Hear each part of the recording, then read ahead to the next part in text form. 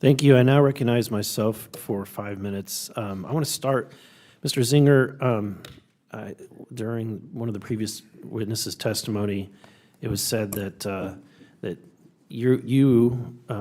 the American manufacturing is standing on the shoulders of 3D printing that was developed by other governments in Japan.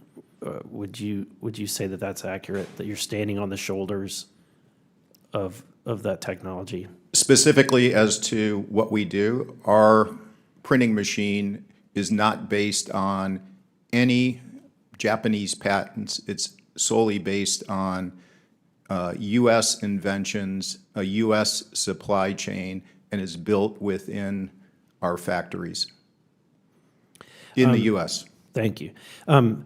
Many critics argue that manufacturing simply can't return to the U.S. because we have high labor costs. From your perspective, what is the strongest counter-argument to that?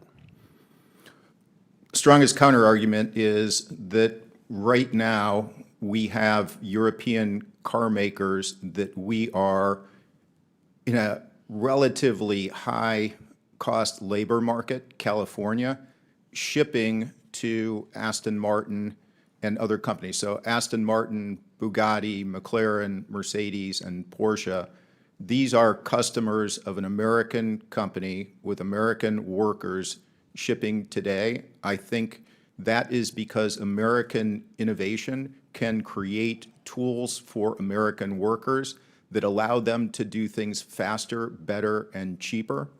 And when that happens, then you create a competitive manufacturing infrastructure, which we absolutely can have, and we absolutely can rebuild our global manufacturing market share. But it has to be based on new leapfrog technology that exists today commercially. Can you give us an insight as to the issues regarding supply chain? For example, the resources that you need. You have some objects in front of you that are printed with a type of aluminum. I think that the last aluminum smelter was in southeast Missouri.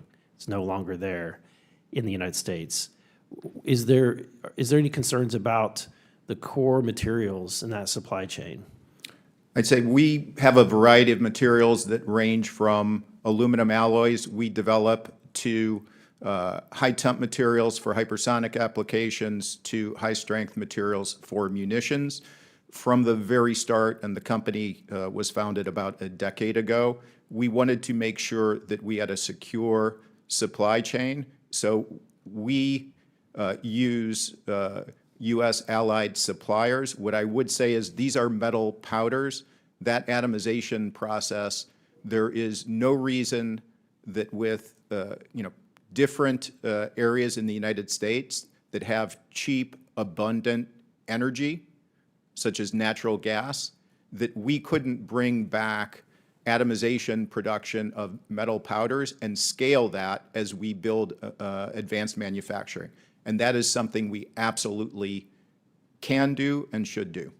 Mr. Power, we have had previous hearings on the situation with our energy infrastructure, and can you expound on what a company is, what's going through their process when they're deciding where to locate a facility, and how much does electricity costs and availability play into that? Thank you for the question, Mr. Chairman. Energy costs and regulations related to energy are a huge part of where we decide to put new factories in the United States.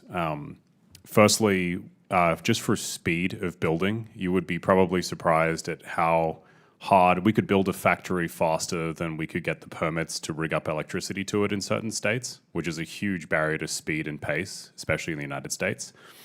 And energy costs are such a huge part of our cost base that, compared to China, I think our energy cost is 10 to 20 times without subsidies.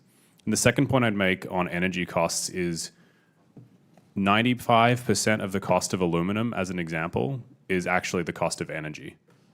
So having energy too cheap to meter in the United States is not just helpful for running factories and having energy grids that can scale with all these advanced factories, but also for the raw material costs and inputs that are being passed on to our customers.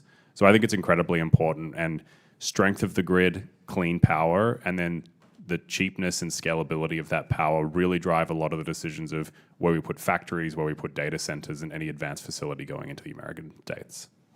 Thank you.